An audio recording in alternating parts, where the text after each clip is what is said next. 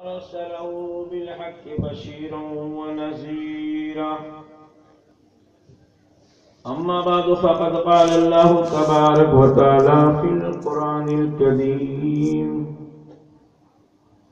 والفرقان الحميد: فأعوذ بالله من الشيطان الرجيم. بسم الله الرحمن الرحيم.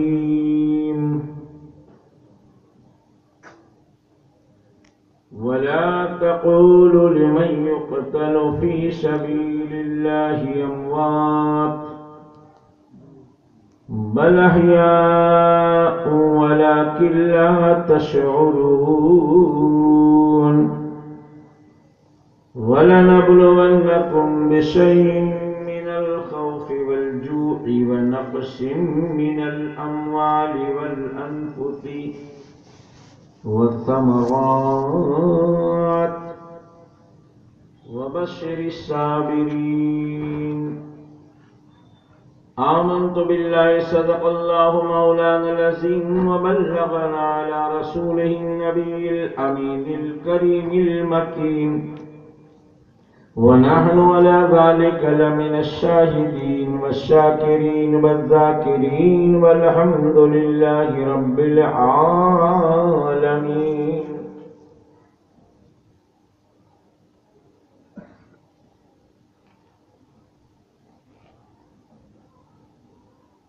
اے کربلا کی خاک اس احسان کو نہ بھول، تڑپی ہے تجھ پہ لاس جگر گو سئی بطول. اسلام کے لہو سے تیری پیاس بجھ گئی، سیراب کر گیا تجھے خونے رگے رسول.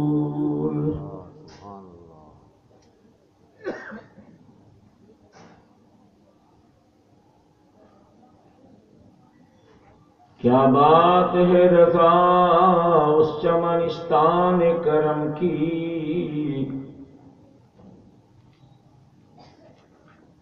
زہرا ہے کلی جس کی حسن اور حسین پھول.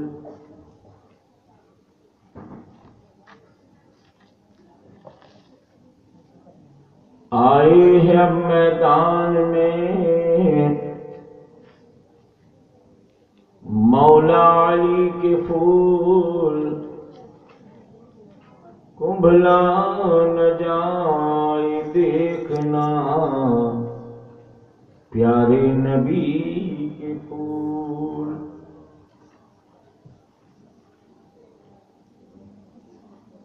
لب پھول بدن پھول زخم پھول دہن پھول،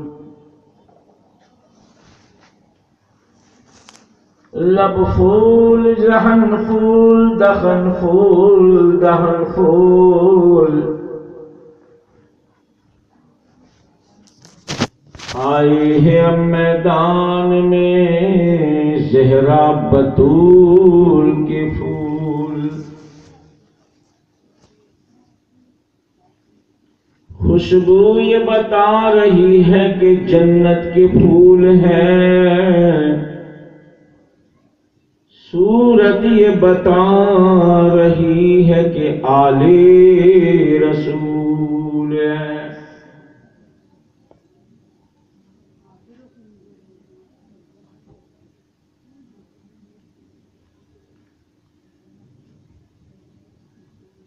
شہادت آخری منزل ہے انسانی سعادت میں،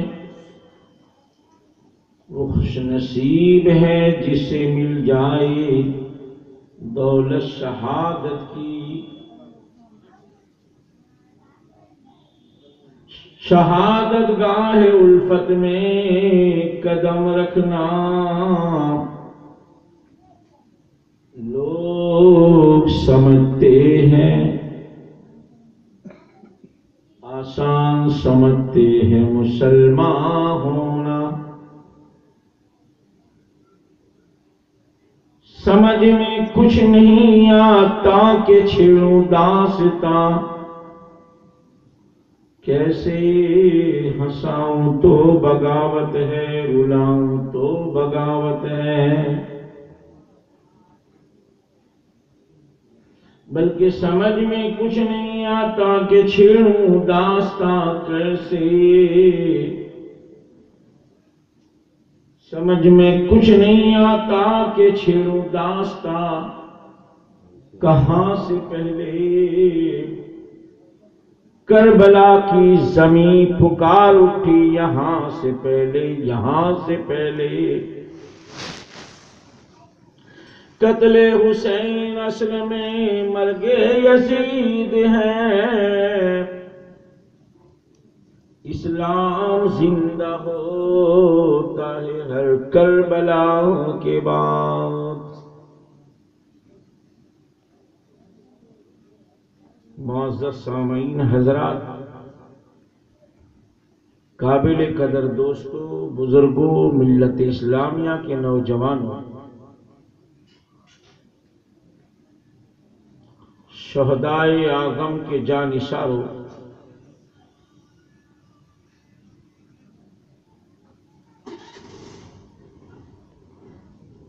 رسول کائنات کے دیوانوں،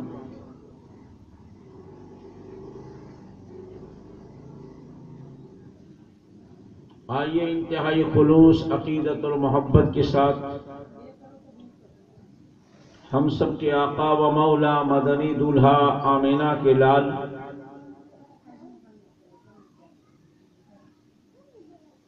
عبداللہ کی دلاری آمینہ کے دیگر پارے،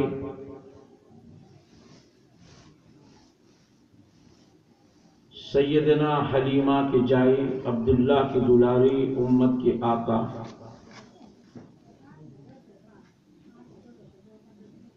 رحمت والے نبی، کرم والے مصطفیٰ،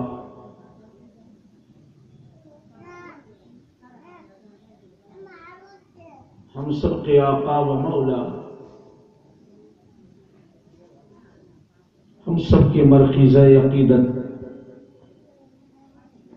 رسول مکرم کی بارگاہ بےکس پناہ میں آئیے جی بھر کر درود پاک کا نذرانی عقیدت پیش فرمائے۔ اللہم صلی علی سیدنا نبینا شفیعنا وسندنا و مولانا محمد وعلی آل سیدنا و مولانا محمد وبارک وسلم۔ ایک مرتبہ اور بآواز بلند درود پاک۔ اللہم صلی اللہم صلی علی سیدنا نبینا شفیعنا سندنا مولانا محمد وبارک وسلم۔ ولا تقولوا لمن يقتل في سبيل الله اموات، جو لوگ اللہ کی راہ میں مارے جائے، قتل کیے جائے، قربان کیے جائے، ذبح کیا جائے، کاٹ دیے جائے،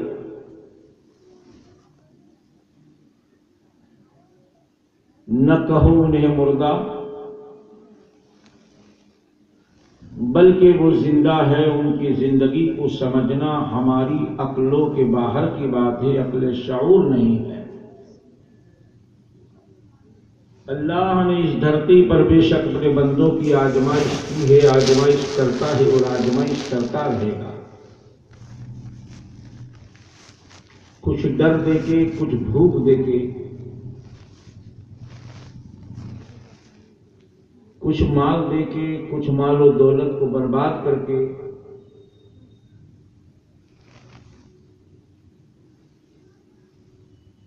کچھ اولاد دے کے، کچھ راحت دے کے، کچھ تکلیف دے کے، کچھ خوشی دے کے، کچھ غم دے کے، بے شک اللہ تبارک و تعالیٰ اپنے بندوں کو آزماتا ہے، آزماتا رہے گا، اور اسی آزمائش میں جو بندہ خوشی میں شکر کرتا ہے، جو مصیبت میں صبر کرتا ہے، وبشر الصابرین، اللہ تبارک و تعالیٰ فرماتا ہے میرے محبوب ان بندوں کو، میرے ان بندوں کو خوشی بشارت سنا دو جنت کی، جنت کی بشارت سنا دو۔ کہ بے شک اللہ تبارک و تعالیٰ ان کو جنت عطا کرے گا۔ اسی لیے تو امام علی مقام رضی اللہ تعالیٰ عنہ نے کربلا میں اپنے رفاقا، اپنے دوستوں کو یہی کہا تھا کہ اس روئے زمین پر تم سے بڑھ کر کوئی وفادار کسی کا ساتھی نہیں ہے،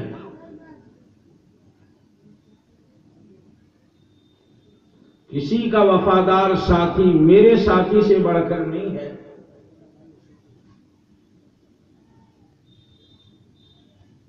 میری خدمت کرنے والے میرے خدام سے بڑھ کر کسی کی خدمت کرنے والے کسی کے خدام نہیں ہیں۔ اے میرے ساتھیوں، میں تم پر راضی ہوں، لیکن میری وجہ سے اپنی جانوں کو نہ گنواؤ، اپنے بال بچوں کو یتیم نہ کرو، اپنی بیوی کی گود نہ اجاڑو، اپنی بیوی کو بیوہ نہ بناؤ۔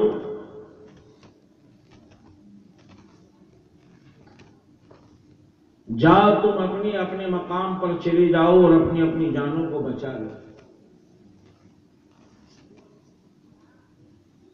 اور بارگاہ رب العزت میں تمہاری خلاف میں کوئی بات نہیں کروں گا، بلکہ میں خوشی کے ساتھ تمہیں اجازت دیتا ہوں کہ تم خوشی کے ساتھ چلے جاؤ۔ سیدنا شہر بانو سے کہا کہ شہر بانو، ایران کی دھرتی سے لے کے کربلا کی دھرتی تک تو نے جو ساتھ مجھے دیا ہے،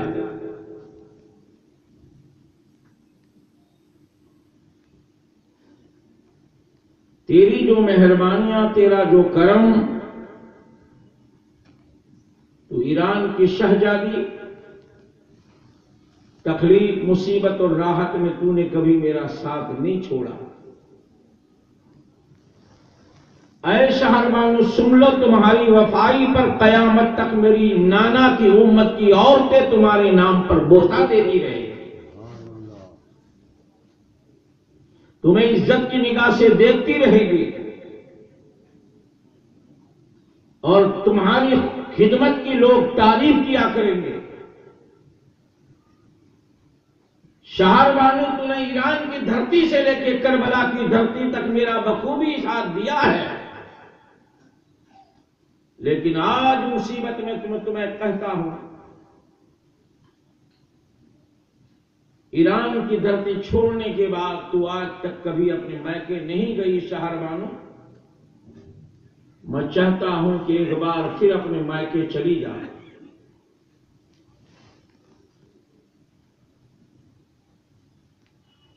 اگر میری نگاہوں کے سامنے تمہیں مجھے چھوڑ کر جانے میں اگر شرم محسوس ہوتی ہے تو چھوٹے چھوٹے بچوں کو لے کے چلی جاؤ، تاکہ تمہارے ساتھ وہ چھوٹے چھوٹے بچے بھی بچ جائیں گے،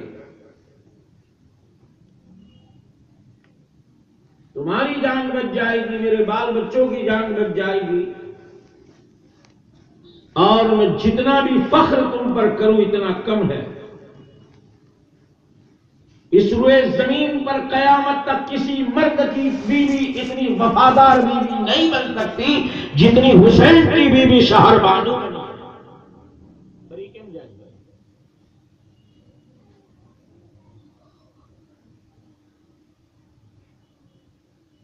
ہر طرح سے امام علی مقام رضی اللہ تعالیٰ عنہ نے چھوٹ دے دی سب کو۔ شہر بانو نے کہا، سرکار کیا میں آپ کا ساتھ چھوڑ کے چلی جاؤں؟ کیا آپ یہ چاہتے ہیں کل میدان محشر میں تاجدار کائنات امام الانبیاء محبوب کبریا کی آنکھوں کے سامنے آ کے ملاتے ہوئے مجھے شرم آئے؟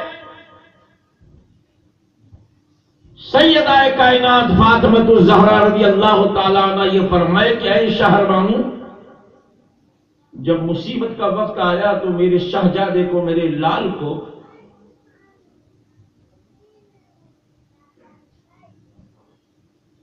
عرش مقام امام حسین کو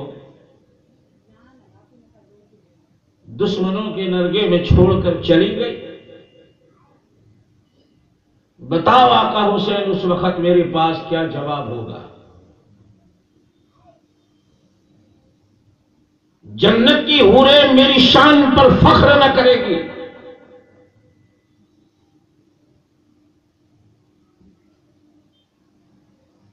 بلکہ ان کی باتوں سے میں شرم جاؤں گی۔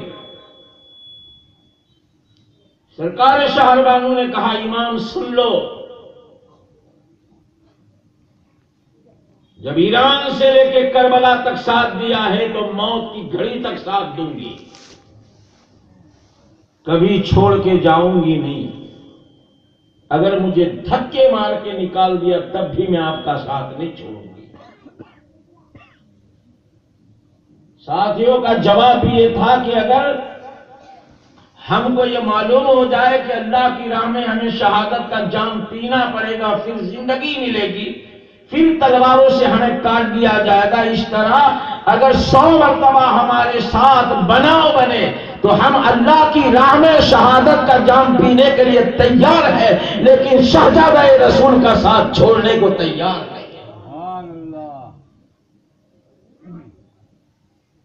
حضرت مسلم نے اوسا بوڑھے صحابی ہے، آپ نے امام سے جواب دیا آقا کیا ہمیں نبی کی بارگاہ میں رسوا کرنا چاہتے ہو؟ ہم کوفے والوں کی طرح دغاباز نہیں ہے، ہم صحابہ کی طرح نبی پر جان نثار کرنے والے آپ کے غلام ہیں۔ مسلم نوسا نے فرمایا کہ حضور اگر میں لڑتے لڑتے میری تلوار ٹوٹ گئی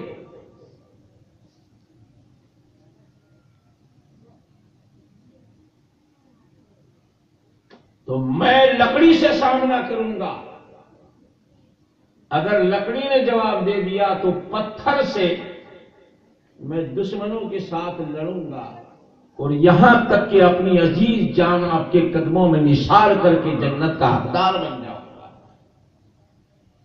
امام علی مقام نے یہ فرمایا تھا کہ اگر میری نگاہوں کے سامنے تمہیں نکلتے ہوئے اور جاتے ہوئے تمہیں شرم آتی ہے تو رات کا اندھیرا چھا جانے دو، جب میری نگاہ نہ تم کو دیکھے، تمہاری نگاہ نہ مجھ کو دیکھے، اس وقت تم چلے جانا۔ رات ختم ہو گئی، صبح کا سویرا نمودار ہوا، لیکن ایک بھی امام علی مقام کا ساتھی امام کا ساتھ چھوڑ کے جانے کو تیار نہیں ہوئے۔ جب امام نے دیکھ لیا کہ یہ بالکل ارادہ مکمل کر چکے ہیں کہ میرے قدموں پر اپنی عزیز جان کو لٹا دینا ہے، تو امام نے کہا تو پھر سنو، ظلم و جفا کی آندھیاں آئیں گی، طوفان اٹھے گا، لاشوں کی انبار کھڑکے جائیں گے، سروں کی بارش ہوگی، اور کتنی کتنی مصیبتیں اور کتنی کتنی تکلیفیں آئیں گی، لیکن ساری تکلیفوں کو صبر کا تحمل بن کے، صبر کا پہاڑ بن کے تمہیں ثابت قدم رہنا ہے۔ بتائیے ساتھیوں میں جب امام کی یہ تقریر ہوئی تو امام کا ساتھ چھوڑ کر جانے والا کوئی نہیں۔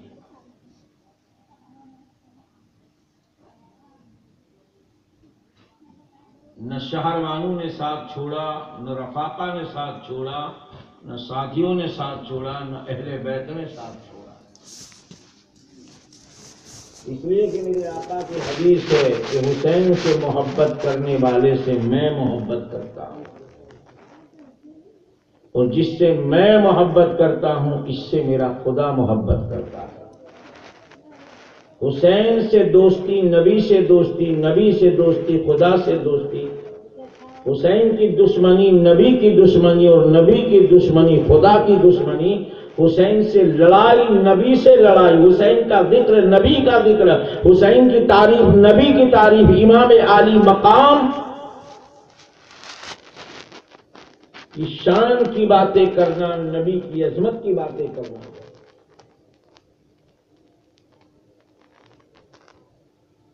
کل ہی میں نے بتایا تھا کہ امام کی بصیرت نگاہ نے جب دیکھا اور آواز دے دی،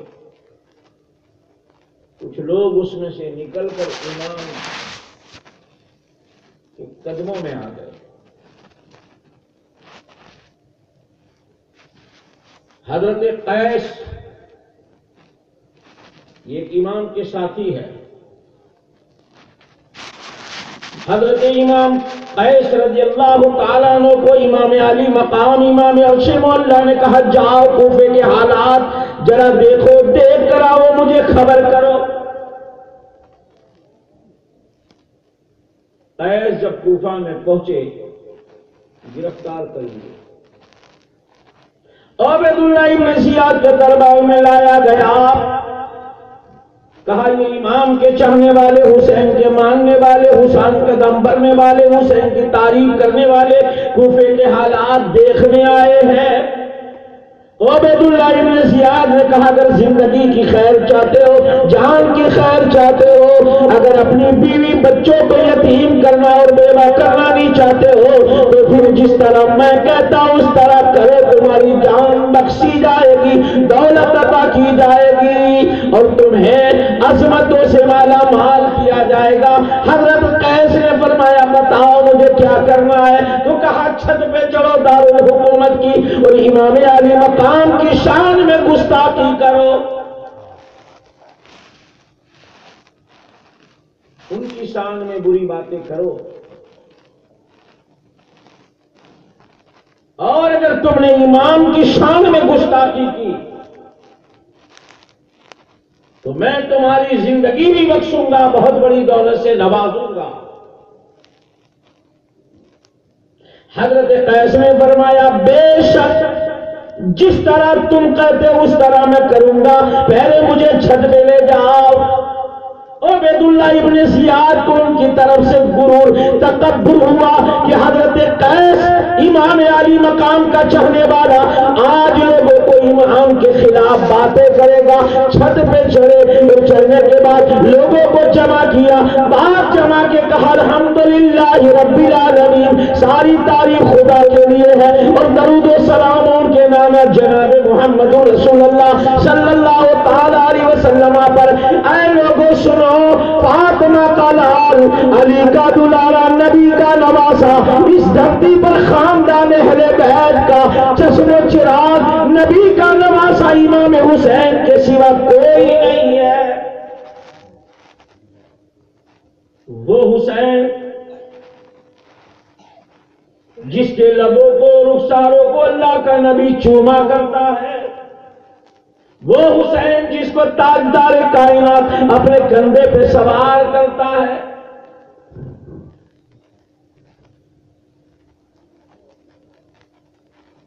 اے لوگوں، امام آنے والے ہیں، قریب پہنچنے والے ہیں۔ جب میرا امام امام عرش مقام جب آپ کی بستی میں آئے تو ان کا ساتھ دینا، اگر جن جن لوگوں نے ان کا ساتھ دیا ان کا مقام اللہ تبارک و تعالی جنت میں بڑا اونچا کر دے گا۔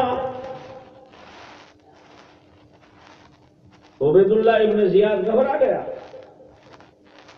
کہ میں نے تو ان کو یہ کہا تھا کہ امام کے خلاف باتیں کرو، یہ تو امام کی تعریف کر رہا ہے۔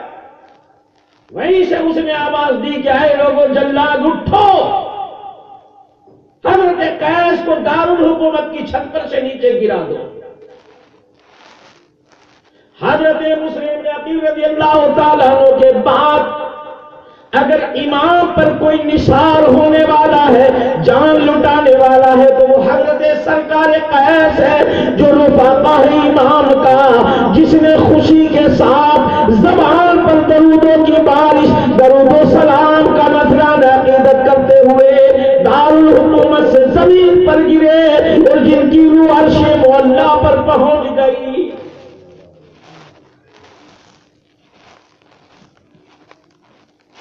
ادھر حضرت سرکار حر رضی اللہ تعالیٰ عنہ بارگاہ امام علی مقام میں آئے، قدموں کو چوما، چومنے کے بعد کہا حضور میری خطا معاف فرمائیے۔ امام علی مقام نے کہا کون سی خطا؟ تو کہا گھیراوے میں لا کے اس مقام پر میں نہیں چھوڑ دیا، میں نے ہی چھوڑ دیا اس مقام پر لا کر آپ کو گرفتار کر کے لانے والا قصوروار میں ہی ہوں، حضور مجھے معاف فرمائیے۔ سرکار امام علی مقام رضی اللہ تعالیٰ نے فرمایا کہ تمہاری خطا اللہ نے معاف کر دی۔ حضرت رضی اللہ تعالیٰ عنہ نے فرمایا حضور خطا ایسے معاف نہیں ہو سکتی، جب لایا میں آپ کو ہوں اور آپ کی ابتدا میں میں نے نماز پڑھی تو ابتدا میں مقتدی بننے کا حق بھی مجھے ادا کرنے دیجئے، سرکار میدان میں جانے دیجئے اور دشمنوں کو بغاوت کا مزہ چکھا کر جنت الفردوس میں پہنچنے کے لیے میں بےتاب ہوں، مجھے اجازت دیجئے۔ حضرت سرکار امام علی مقام رضی اللہ تعالیٰ عنہ نے فرمایا تم میرے مہمان ہو، اور مہمان کو خاک و خون میں لیٹنے کے لیے، تلوار کھانے کے لیے، نیزے کھانے کے لیے، نیزے پہ اچھالے جانے کے لیے، لاش کو تڑپانے کے لیے مہمان کے ساتھ اس طرح کا میں برتاؤ نہیں کروں گا کہ حضرت سرکار حضور نے فرمایا حضور میری خوش نصیبی یہ ہے کہ میں آپ کے قدموں پر گر کر جام شہادت نوش فرما کر تاجدار کائنات امام الانبیاء محبوب کبریا کو راضی کر لوں، آپ کے والد بزرگوار حضرت علی کے چرنوں میں جگہ مل جائے گی اور نبی کے ساتھ جنت میں مقام مل جائے گا۔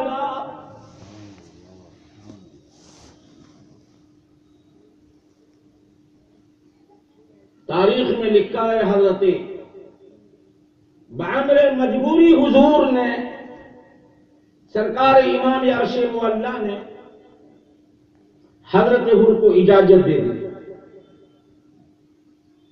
حضرت حر میدان میں پہنچے اور میدان میں پہنچنے کے بعد آپ نے سارے لوگوں کو باتیں بتائی کہ امام کا مقام کیا ہے، امام کا مرتبہ کیا ہے، امام کس کے بیٹے ہیں، امام کس کے نواسے ہیں، اور امام کی شان کیا ہے، امام کی عظمت کیا ہے۔ او لوگوں چند دین کی دنیا کے خاطر، چند دولت کے ٹکڑوں کے خاطر، چند دن کی عیش و عشرت کے خاطر اپنی آخرت کو برباد نہ کرو، بلکہ ہو سکے تو وہ امام کے دامن میں آؤ اور سرکار کے قدموں میں اپنی جان لٹا کر جنت الفردوس کی مقدس نعمتوں سے سرفراز ہو جاؤ۔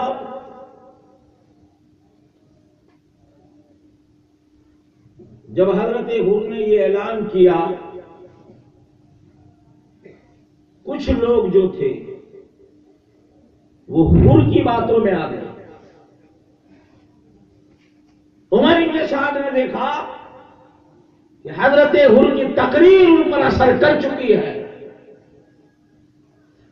حر نے، ان کے غلام نے، ان کے بھائی نے، ان کے بیٹے نے جس طرح حکومت کے ساتھ بغاوت کیا، ان کی تقریر سے اس لشکر میں کئی لوگ بغاوت نہ کر بیٹھے۔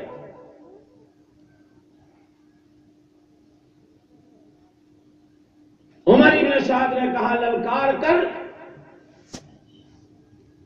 یہ ہمارے لشکر کا سپاہی تھا، یہ ہمارے لشکر کا سپاہی تھا، اسے بغاوت کا مزہ چکھا۔ حضرت حر نے آواز دیا آؤ، جس کو اپنی ماں کی گود اجڑوانی ہے، بچوں کو یتیم کرنا ہے، بیویوں کو بیوہ بنانا ہے، وہ آئے مجھ سے مقابلہ کرے۔ عمر بن سعد نے سالم کو بھیجا، جو تلوار کو فضا میں بلند کر کے، نیزے کو اونچا کر کے، غرور و تکبر کا مجسمہ بن کر حر کے سامنے آیا۔ عمر بن سعد سے کہا میں ابھی جاتا ہوں اور حر کی گردن کو کاٹ کے سر کو ابھی لاتا ہوں۔ حضرت سرکار حر کے سامنے گیا، تلوار سے تلوار لٹکائی، نیزے جب اس نے اونچا کیا، حضرت حر نے اپنی تلوار سے نیزے کے دو ٹکڑے کر دیے۔ سالم جو ہی آگے بڑھا، حضرت حر کی تلوار گری، دو ٹکڑے ہو کر زمین پر گرا، خاک و خون میں مل کر خاک و خون میں مل کر وہ درندہ، وہ ظالم، وہ شقی جہنم رسید ہوا. ان کو جب خاک و خون میں ملتے دیکھا، دوسرے بہادر کو بھیجا. اس نے کہا سالم کو لڑتے نہیں آتا، میں جاتا ہوں ابھی ہر کا کام تمام کر کے آتا ہوں. اللہ اللہ جب وہ بھی آیا تو حضرت حر رضی اللہ تعالیٰ عنہ نے اس کو بھی بغاوت کا مزہ چکھایا. کہا حر پہلے سے اب زیادہ طاقت تجھ میں کیسے آ گئی؟ تو کہا حسین کی دعا میرے ساتھ ہے، فاطمہ الزہرا کی نگاہ میرے ساتھ ہے، علی کا کرم میرے ساتھ ہے، اور مصطفیٰ جان رحمت کی مہربانی میرے ساتھ ہے. تاریخ میں لکھا ہے کچھ وہاں سے حر بن رہائی یزید نے یزیدیوں کے 40 بہادروں کو واصل میں جہنم کر دیا.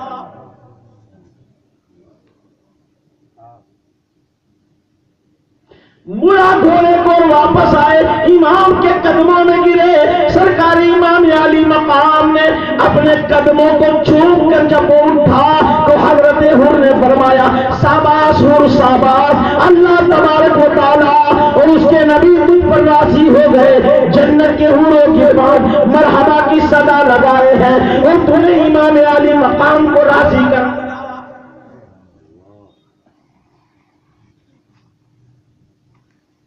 سرکار حر نے کہا حضور میں نے ان کے 40 بڑے بڑے بہادروں کو ختم کر دیا ہے.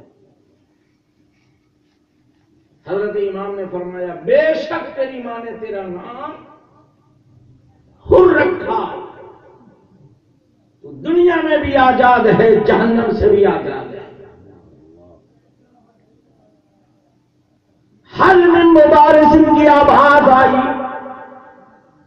حضرت حر نے کہا حضور میرا سلام قبول ہو اور میں اب جاتا ہوں، لیکن میری تقدیر میں اب شہادت مقدر بن چکی ہے. آپ کے نانا میرے آقا جناب محمد رسول اللہ صلی اللہ تعالی علیہ وسلم سے حوض کوثر مجھے نصیب ہوگا. اب میں واپس پلٹ کے نہ آؤں گا.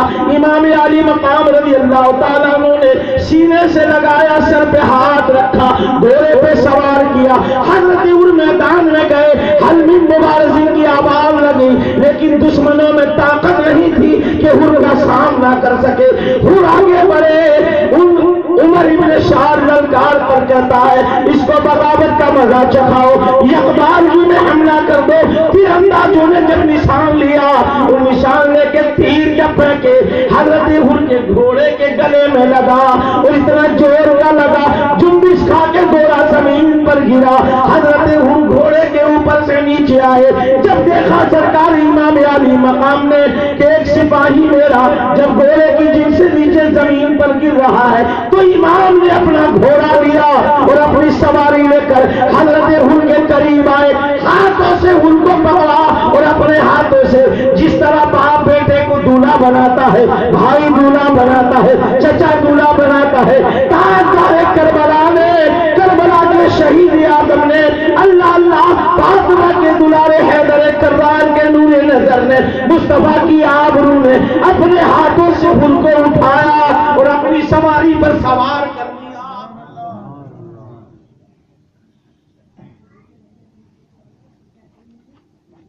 شاباشی دی امام نے حر کو. اس کے بعد حر میدان میں گئے، جدھر بھی آپ نے گھوڑے کا رخ کیا دشمنی کی فوج جو تھی وہ بھاگتی نظر آئی. عمر ابن شاد نے للکار کے کہا تیروں کا میں برشا. دور دراز سے تیروں کی بارش ہوتی رہی. میں پہلے بھی آپ سے کہہ چکا ہوں اور آج بھی کہتا ہوں، حوالے کے بغیر میں بولتا نہیں. سنی ہوئی بات کو میں کبھی تقریر میں کرتا نہیں ہوں اور حوالہ میرے پاس پہلے رہتا ہے.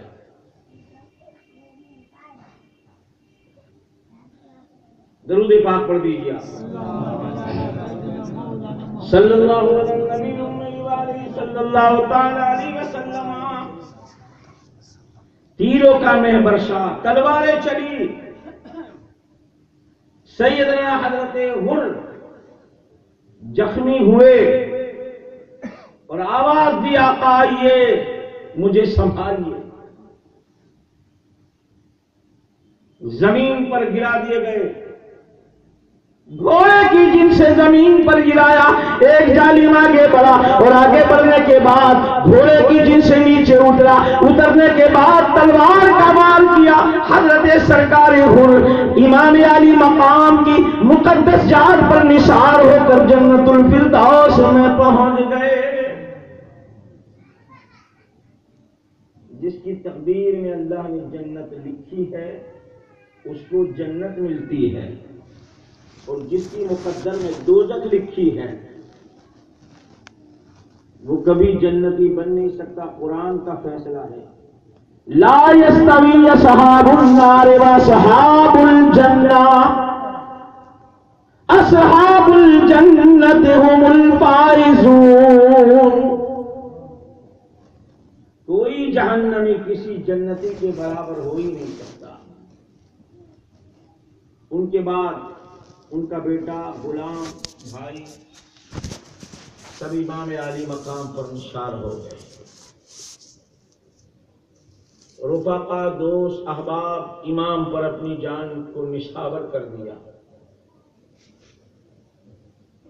ایک جوان ہے، قبیلہ بنی کلب کا جوان، جس کا نام ہے وہب بن عبداللہ، نزدیک کی بستی میں رہتا ہے مکان میں۔ شادی ہوئے کتنے دن ہوئے تھے؟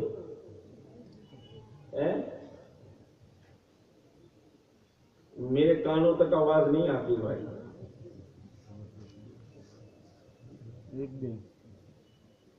بوڑھی ماں کا ایک بیوہ ماں کا ایک جوان بیٹا جس کا نام حضرت وہب بن عبداللہ کلبی۔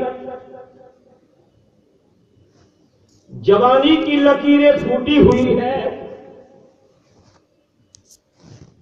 ماں کی امیدوں کا مرکز ہے، بڑھاپے کی لاٹھی ہے، فرماتی ہے میں نے بڑے نازوں سے پالا ہے، بڑا پیار کیا، لاڈ لڑایا، جس کے سہارے میں بڑھاپا کاٹنا چاہتی ہوں۔ میری آنکھوں کا تارا ہے، دل کا سہارا ہے، بڑھاپے کا آسرا ہے، میرا جوان ہے، کلیجے کا ٹکڑا ہے، جگر پارا ہے، میری آبرو ہے، میری عظمت ہے اور میرا سہارا ہے۔ اللہ اللہ، اس بوڑھی ماں بیوہ ہے جس نے بچپن سے پالا ہے، باپ کا انتقال ہو گیا، ماں نے باپ بن کے، ماں بن کے اس عبداللہ بن وہب کلبی کو پالا۔ قربان جاؤ، باہر ہے مدینے کے تاجدار کا نواسا، شہنشاہ کربلا۔ جب کربلا میں پہنچا، خبر پہنچی پانی بند کر دیا گیا ہے، حسین فاطمہ کا دلارا ہے، علی کا لاڈلا ہے، نبی کا نواسا ہے، جوانان جنت کا سردار ہے، امت کا آقا ہے، آج مصیبتوں میں گرفتار ہے۔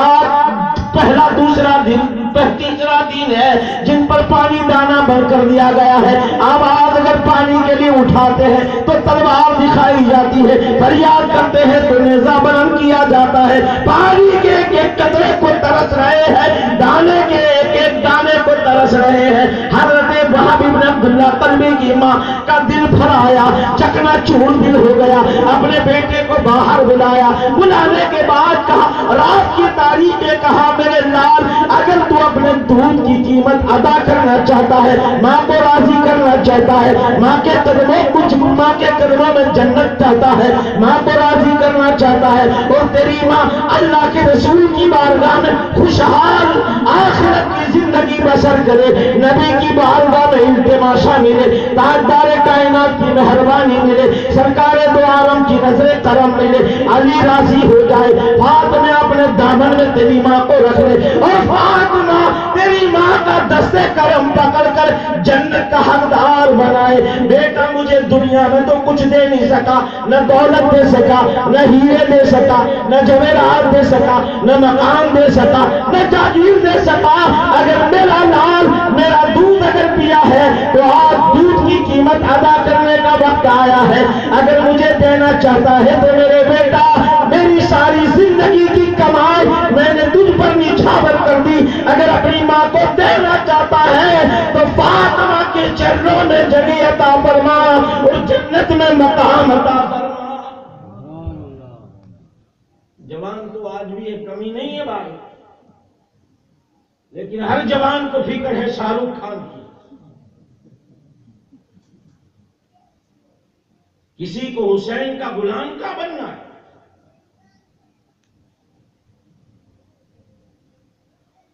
کسی کو حر کے قدموں میں جگہ کا چاہیے، بال شاہ رخ جیسے، ڈھال شاہ رخ جیسا، چال سلمان جیسے۔ ارے میرے دوستو، جب وہ نہ جنت کا حقدار بنے گا تو تم کیا بنو گے؟ اپناؤ اس راستے کو جو صحابی نے اپنایا، کردار بناؤ تو حسین کا بناؤ۔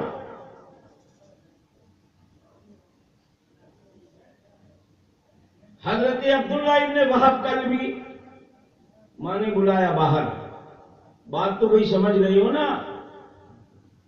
سمجھ میں نہ آئے تو میری بات کو ذرا ہڑوی کرو۔ پھر میں یہاں سے پھینکوں اور آپ کے اوپر ہو کے چلا جائے، باؤنس ہو کے چلا جائے تو کچھ فائدہ نہیں۔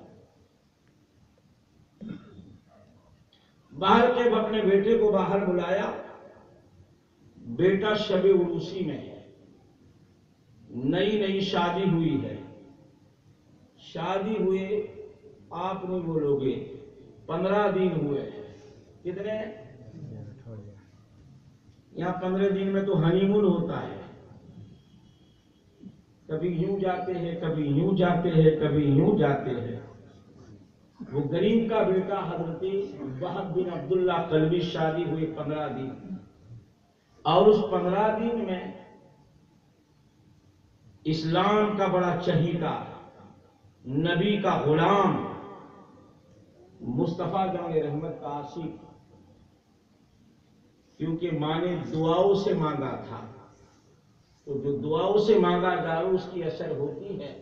اور پھر میرے نبی نے فرمایا بنی اسرائیل کے پیغمبروں کی دعا جو اپنی امت کے حق میں درجہ رکھتی ہے، میری امت کی عورتوں کی دعا اپنی اولاد کے حق میں وہ درجہ رکھتی ہے۔ ماں کو راضی کرنا، ماں کے چہرے کی زیارت کرنا ثواب، اور ماں کے مکھڑے کو دیکھنا مقبول حج کا ثواب۔ ماں راضی تو خدا راضی، ماں راضی تو نبی راضی، ماں راضی تو نماز قبول، روزہ قبول، حج قبول، زکات قبول۔ اس لیے تو مسئلہ بھی یہی کہتا ہے کہ حج پڑھنے جاؤ تو کسی کی اجازت نہ لو،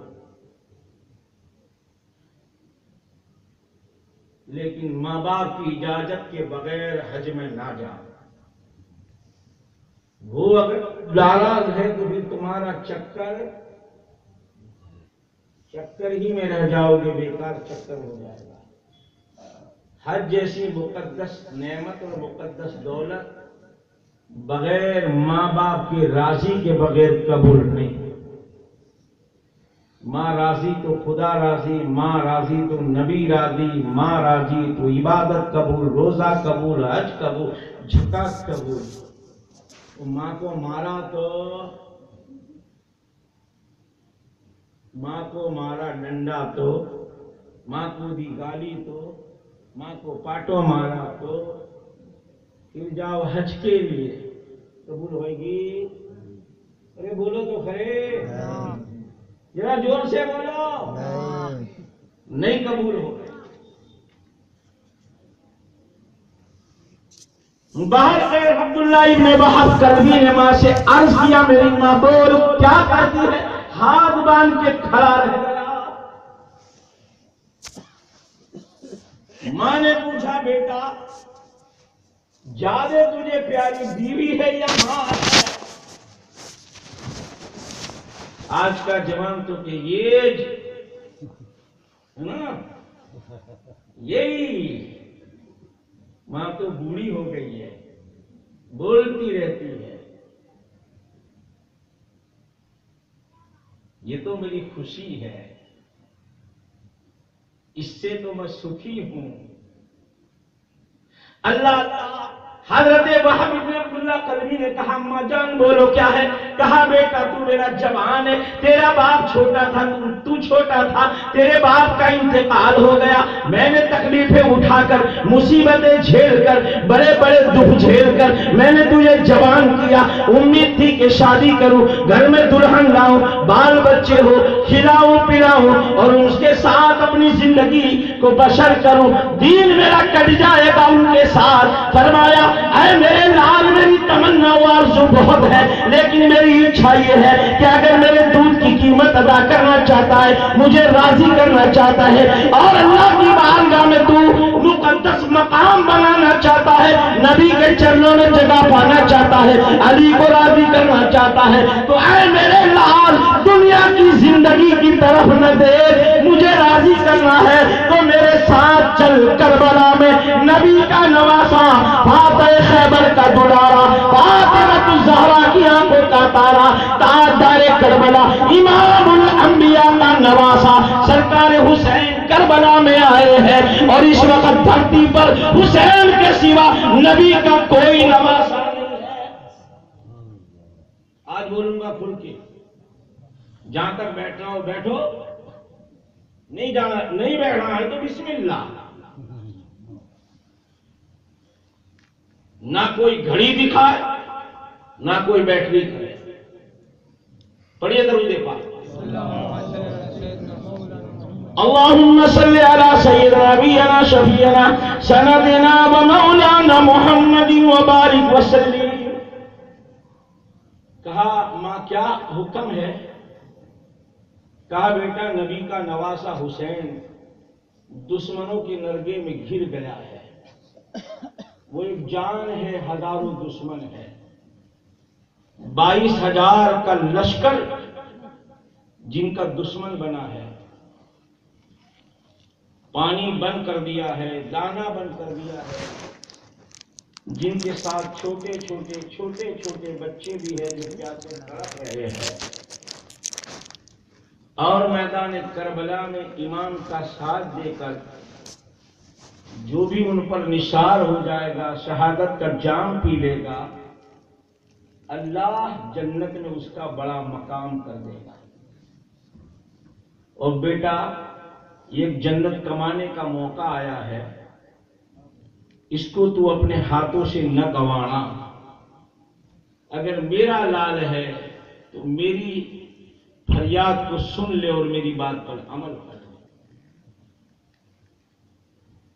مہربان ماں کا مہربان بیٹا تیار ہو گیا۔ کہاں ماں جو میکے سے چل کے سب کچھ چھوڑ کے، ماں کا آنگن چھوڑ کے، باپ کی شفقت چھوڑ کے، بھائیوں کا پیار چھوڑ کے، بہنوں کی محبت چھوڑ کے، اپنی گلیوں کو چھوڑ کر، جس نے میرے ساتھ زندگی بسر کرنے کی امید اور خواب دیکھے ہیں، اس کو بھی تو میں ذرا راضی کر لوں۔ ماں نے کہا ٹھیک ہے بیٹا جا، لیکن جاتے جاتے کیا کہا، عورتیں بڑی ناقص عقل کی ہوتی ہے، کہیں محبت کی جال میں پھانس کر تیرے پیروں میں جنجیریں نہ ڈال دے، ہاتھوں میں بیڑیاں نہ رکھ دے، اور اتنا عظیم غنیمت موقع آیا ہے وہ کہیں ہاتھ سے چلا نہ جائے۔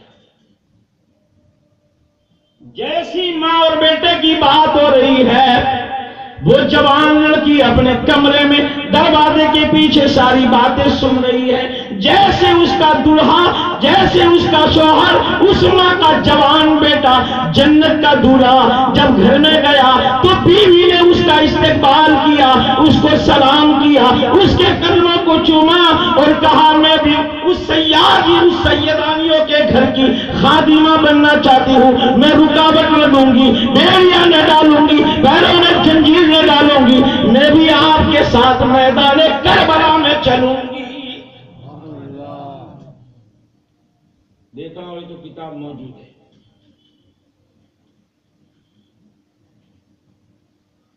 ماں بڑی خوشی خوشی تیار ہوئی، بیٹے کو لیا، دلہن کو لیا، امام کی بارگاہ میں پہنچی، میدان کربلا میں پہنچی، تپتے ہوئے صحرا میں پہنچی، ریگستان میں پہنچی، خیمہ امام علی مقام کو تلاش کیا۔ جب امام کو آواز سنائی دی، امام باہر آئے۔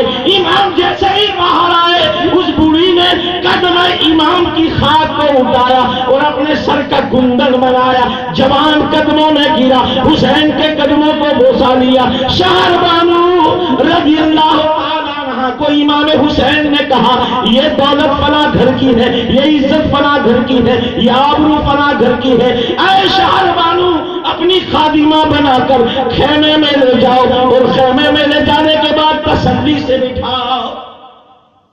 ارے کون خوش نصیب ہے جو نبی کے نواسے کا مہمان بنے۔ امام کے قدموں کو چوما، سرکار نے اپنے قدموں میں جگہ دی، اٹھایا۔ بوڑھی ماں نے اصرار کیا حضور یہ میری زندگی کی کمائی لائی ہے، آپ اپنی بارگاہ میں قبول فرمائیے، یہ میری بڑھاپے کا آسرا ہے، ضعیفی کی لاٹھی ہے، میرا سہارا ہے، میری دولت ہے، بڑی نازوں سے پالا ہے اور بڑا لاڑ لگایا ہے میں نے، لیکن جیسا میں چاہتی ہوں ویسا اللہ نے مجھے بیٹا عطا فرمایا، میں اس پر راضی ہوں، خوش ہوں۔ سرکار میرے پاس دولت تو نہیں ہے کہ میں دولت لاؤں، ہیرے جواہرات جاگیر نہیں ہے کہ لائی ہوں، میری زندگی کی دولت یہی ہے جس کو میں لائی ہوں، حضور قبول فرمائیے۔ امام علی مقام رضی اللہ تعالیٰ عنہ نے کہا ہاں مجھے قبول ہے، تمہاری خدمت بیکار نہیں جائے گی، اللہ اور اس کا رسول اس کا بدلہ دے گا۔ بوڑھی ماں نے اصرار کیا تو حضور اس کو میدان میں بھیجیے سر کٹانے کے لیے۔ ماں آج رات میں بچوں کو تلاش کرنے نکل جاتی ہے کہ کہیں تکلیف میرے لال کو نہ آ جائے، اور یہ ماں ہے کہ تیر کھانے، تلواریں کھانے، نیزے پہ اچھالنے اور لال پر گھوڑا دوڑانے کے لیے ماں امام سے اصرار کر رہی ہے، التماس کر رہی ہے، بنتی کر رہی ہے، آرزو کر رہی ہے، تمنا کر رہی ہے۔ امام علی مقام نے کہا تم لوگ ہمارے مہمان ہو، کاش مدینے میں ہوتے تو میں مہمان نوازی کرتا، لیکن اس وقت تو میں خود مصیبتوں میں گرفتار ہوں، میں تمہاری مہمان نوازی کیا کر سکوں؟ کہا حضور بس آپ اپنے قدموں میں جگہ دے دیجئے، یہی ہماری مہمان نوازی ہے۔ ماں کا اشرار، بیٹے کا ولولہ انگیز حضور کی بارگاہ میں فریاد کرنا، ادھر سے بیوی آ گئی، کہا حضور اگر عورتوں پر اجازت ہوتی جنگ کی، عورتوں پر اگر جنگ کی اجازت ہوتی تو میں بھی اپنے شوہر کے ساتھ کندھے سے کندھا ملا کر جنگ کرتی اور یزیدی دشمنوں کو واصل بحق جہنم کرتی، اور ہو سکتا تو اپنے شوہر کے ساتھ شہادت جا کا جام پی کر آپ کے قدموں پر نثار ہو جاتی۔ کہا بیٹا بھی شادی ہوئی 15 دن ہوئے ہیں، بہت امید ہوگی تمہاری، بہت تمنا ہوگی تمہاری، اور تم اپنے جوان کو، اپنے شوہر کو میدان میں پہنچا رہی ہو۔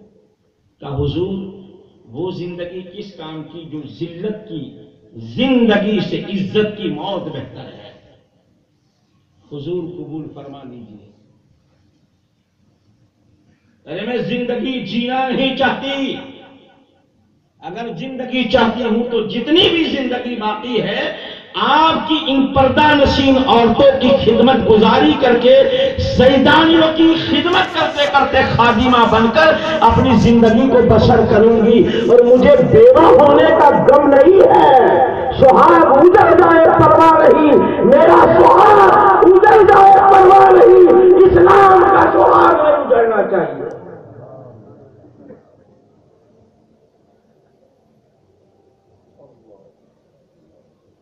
امام علی مقام رضی اللہ تعالیٰ نے اس اسلام کی بیٹی کی باتوں کو سنا، سننے کے بعد سرکار حضرت عبداللہ بن وہب علوی کو کہا، ان کی ماں سے کہا جاؤ اپنے بیٹے کو تیار کرو، ہاتھ میں تلوار دو، دولہا بنا دو، اسلحہ سجا دو، ڈھال دے دو، اور پھر نبی کریم صلی اللہ علیہ وسلم کے نواسے کو تیار کر کے ماں جب لائی، کلائی پکڑی، امام کے ہاتھ میں کلائی دی، امام نے کلائی پکڑ کر خود نبی کے شہزادے نے اس غلام کو قبول کر کے گھوڑے پر سوار نبی کے شہزادے نے کیا۔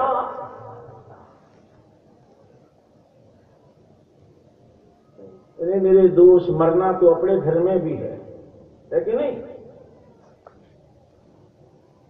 اپنی دھرتی پر بھی مرنا ہے، اپنے بستر پر بھی مرنا ہے، اپنی دکان پہ بھی مرنا ہے، لیکن وہ خوش نصیب لوگ ہیں جو نبی کے نواسے کے قدموں پر اپنی جان دے، اللہ اور اس کے رسول کو راضی کر لے، جنت کی حوریں جس کا استقبال کرے، غلمان جس کی تعریف کرے، وہ عاشق حسین ہوا کرے۔